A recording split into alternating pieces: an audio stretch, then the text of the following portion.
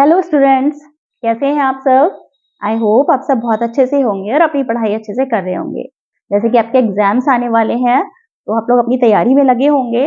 तो last video में मैंने आपको संस्कृत में जो आपकी यूपी बोर्ड के स्टूडेंट्स हैं 10th क्लास के, उनके में हिंदी में जो अनिवार्य संस्कृत आती है उसके प्रश्नोत्तर और आपको श्लोक करवाया था। तो आज हम लोग कुछ अर्थ देखेंगे संस्कृत के, जो संस्कृत में आप लोग को पद्यांश और गद्यांश के अर्थ लिखने के लिए आते हैं। तो कुछ इम्पोर्टेंट अर्थ मैं बताऊंगी।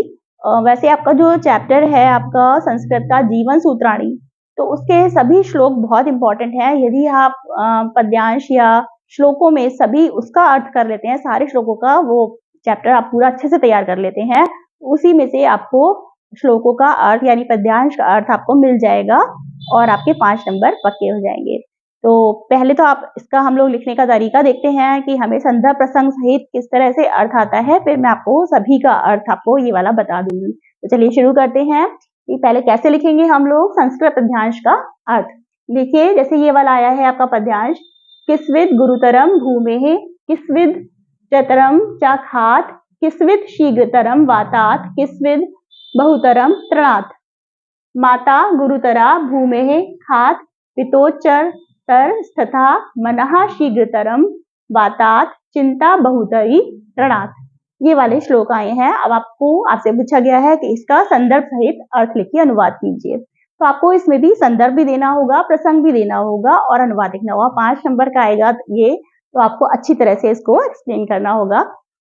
सीधे सीधे अनुवाद ही करना होता है, लेकिन हाँ संदर्भ प्रसंग जरूर देना होगा, उसके अलग से मार्क्स मिलते हैं हमें। संदर्भ तो बहुत ही इंपॉर्टेंट होता है। ठीक है, तो अब हम संदर्भ क्या लिखेंगे। देखिए प्रस्तुत श्लोक हमारी पाठ्य पुस्तक हिंदी, हमारी पाठ्य पुस्तक हिंदी है, हिंदी के संस्कृत खंड, उसमें जो संस्कृत खंड है उसमें दिया है के जीवन सूत्राणी। जीवन सूत्राणी पाठ का नाम क्या है, जीवन सूत्राणी पाठ से लिया गया है।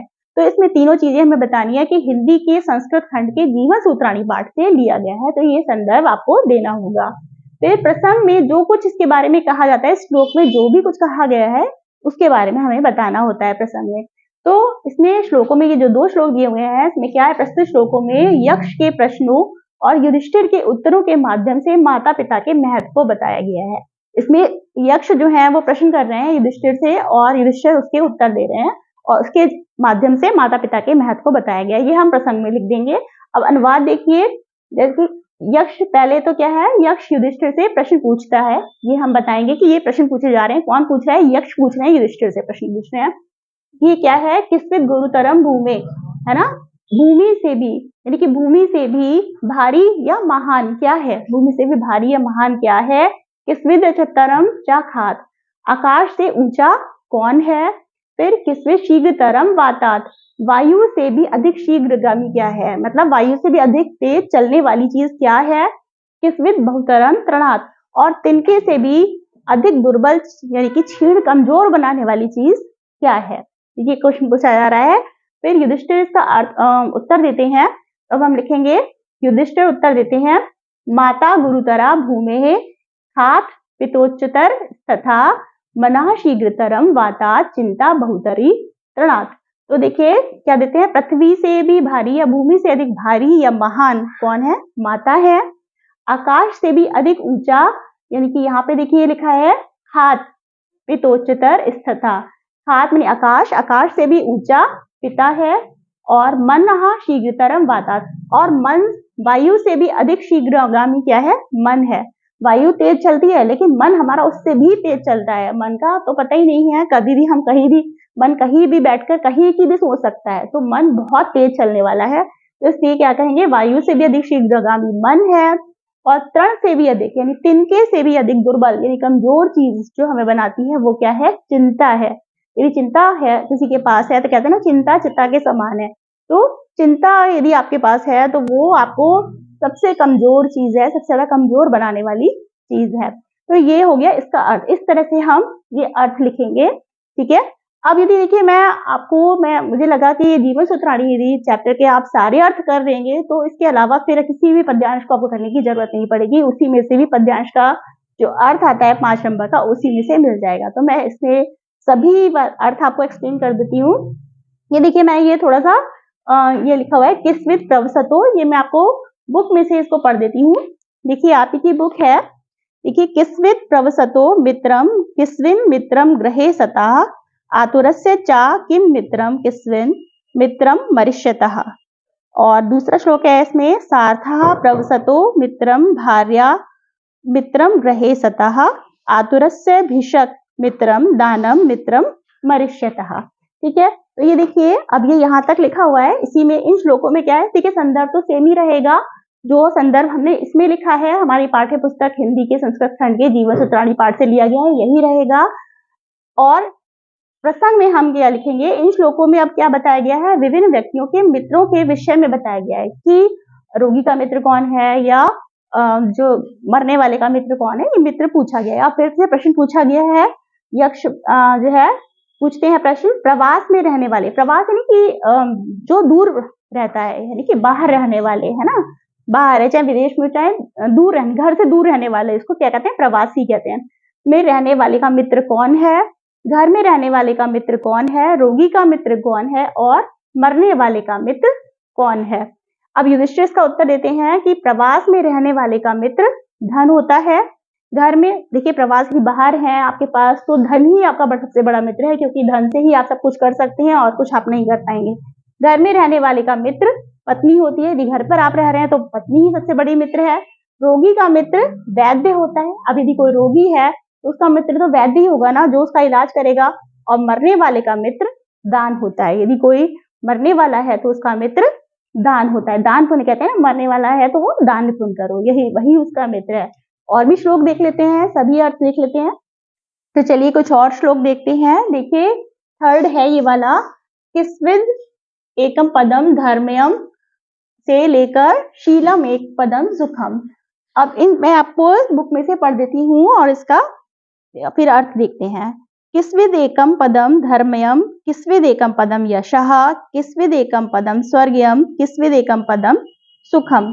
देखिए इन श्लोकों में धर्म और सुख आदि को परिभाषित किया है, ये हम आपको प्रसंग में बताएंगे, है ना। कि अनुवाद फिर क्या है, यक्ष जो है वो क्या पूछ रहे हैं कि किस्विद एकम पदम धर्मयम, एकमात्र धर्म क्या है, तो एकमात्र यश क्या है, एकमात्र स्वर्ग दिलाने वाला क्या है। आप लोग अपनी बुक लेके बैठिएगा तो इससे ज्यादा अच्छा समझ में आएगा, एकमात्र सुख क्या है। ठीक है, अब युधिष्ठिर क्या आंसर देते हैं, दाक्षम एकम पदम धर्मयम, दानम एकम पदम यशः, सत्यम एकम पदम स्वर्ग, शीलम एकम पदम सुखम।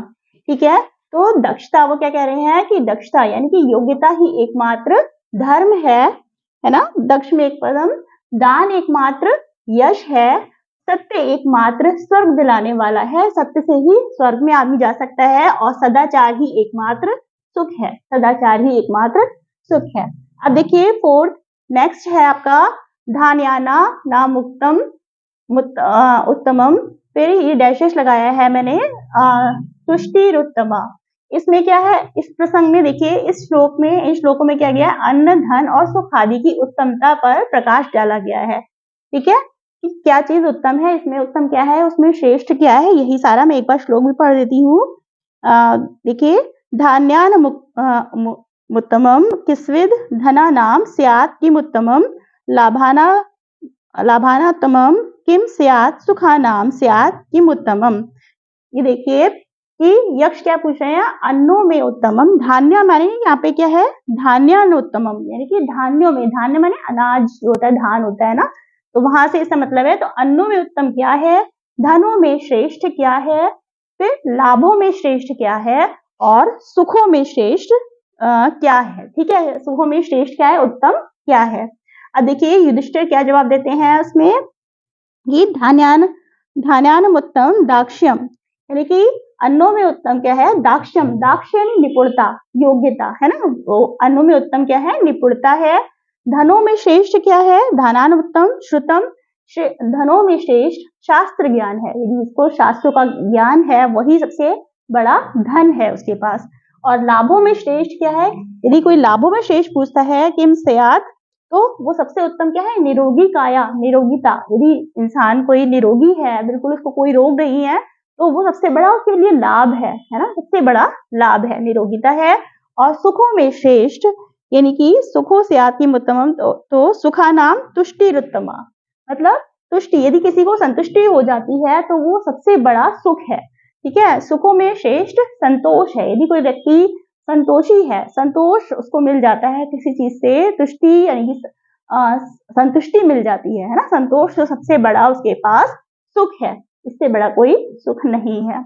एक और देखिए, नेक्स्ट है किम नु हित्वा से डैश डैश मैंने सुखी भवेत तक लिखा है। अब इस वाला में देखिए, इन श्लोकों में प्रसंग में क्या लिखेंगे, में विभिन्न त्यागों के महत्व को बताया गया है, विभिन्न प्रकार के त्याग के महत्व को बताया गया है। देखिए श्लोक क्या है, किम नु हित्वा प्रियो भवति, किन्नु हित्वा न शोचति, किम नु हित्वार्थवान भवति, किन्नु हित्वा सुखी भवेत। मतलब हित्वा माने होता है छोड़कर, क्या छोड़कर, है ना। मनुष्य, यक्ष पूछ रहे हैं क्वेश्चन कि मनुष्य क्या छोड़कर प्रिय हो जाता है ना, प्रियो भवति, किन्नु हित्वा ना, और क्या छोड़कर कोई शोक नहीं करता, कुछ भी नहीं सोचता है ना, शोक नहीं होता, सो दुख नहीं होता है कि किस क्या छोड़ दिया हमने तो अच्छी बात है ना। मनुष्य क्या छोड़कर धनवान हो जाता है, क्या ऐसी चीज छोड़ देता है जिससे वो धनवान बन जाता है, अर्थवान, यानी अर्थ माने तो धन, अर्थवान धनवान हो जाता है। और मनुष्य क्या छोड़कर सुखी हो जाता है, क्या छोड़कर, किम हित्वा सुखी भवेत, क्या छोड़कर सुखी हो जाता है। अब युधिष्ठिर जी आंसर देते हैं, इसका उत्तर देते हैं। देखिए, मानव हित्वा प्रियो भवति, क्रोधम हित्वा न शोचति, कामम हित्वार्थवान भवति, लोभम हित्वा सुखी भवेत। ठीक है, युधिष्ठिर कहते हैं मनुष्य अहंकार छोड़कर प्रिय हो जाता है। यदि अहंकार छोड़ दे मनुष्य, अपने अंदर का जो अहंकार है, उसके अंदर घमंड है, अहंकार है, वो छोड़ दे तो सबका प्रिय बन जाएगा। ठीक है, तो प्रिय हो जाता है। मनुष्य क्रोध को छोड़कर कोई शोक नहीं करता है, लिखा है ना, क्रोधम हित्वा न शोचति। यदि क्रोध को छोड़ देता है तो उसे कोई शोक नहीं होता। और सबसे अच्छी चीज है, यदि क्रोध को छोड़ दे तो फिर वो कोई शोक नहीं करता, कोई उसे दुख नहीं होता है, और इससे उसको और आराम मिलता है। मनुष्य इच्छा यानी कि कामनाएं, जो उसके अंदर इच्छाएं हैं, उनको छोड़कर यदि वो छोड़ दे तो वो क्या है, धनवान हो जाता है सबसे, क्योंकि धनवान तभी होता है जिसके अंदर इच्छाएं और कामनाएं बहुत ज्यादा लालसा नहीं है कुछ चीज पाने की, तो क्या है, वो धनवान है, सबसे बड़ा धनी व्यक्ति है ना, इसलिए धनवान हो जाता है। और मनुष्य लोभम हित्वा सुखी भवेत, और मनुष्य लोभ को छोड़कर सुखी हो जाता है। और यदि लोभ छोड़ देता है तो वो सुखी हो जाता है ना, लोभ ही नहीं है तो वो सबसे बड़ा सुख है। तो ये थे सभी जीवन सूत्राणी जो आपका चैप्टर है, उसके सभी श्लोकों के अर्थ मैंने बता दिए हैं, क्योंकि ये बहुत ही इंपॉर्टेंट चैप्टर है। यदि आपने ये चैप्टर कर लिया पूरा तो पद्यांश और कहीं से कुछ भी करने की जरूरत नहीं है, पद्यांश का अर्थ तो आपको मिल ही जाएगा, वैसे भी चॉइस आती है तो इसका अर्थ आपके 5 नंबर पक्के हो जाएंगे। आई होप आपने अच्छी तरह से अर्थ समझा होगा। बुक के साथ आप इस अर्थ को समझेंगे तो और आसानी से समझ में आएगा, वैसे बहुत कठिन नहीं है, आपको मैंने पूरी अच्छी तरह से अर्थ बता दिया है। तो आई थिंक ये आपके लिए वीडियो बहुत हेल्पफुल रही होगी। तो मैं फिर से आपसे यही कह रही हूँ कि आप चैनल को सब्सक्राइब जरूर कर लीजिए, क्योंकि मैं फिर आपको नेक्स्ट वीडियो में हम लोग, ये आज पद्यांश का अर्थ था, अब मैं गद्यांश का अर्थ भी आपको बताऊंगी। तो जो इम्पोर्टेंट है, देखिए जैसे जो चैप्टर आपके भारतीय संस्कृति वाला और वाराणसी वाला चैप्टर बहुत इंपॉर्टेंट है, तो उसमें से अर्थ आपको जरूर मिलेगा, तो वो मैं आपको जरूर कराऊंगी। तो थैंक यू सो मच, मिलते हैं नेक्स्ट वीडियो में।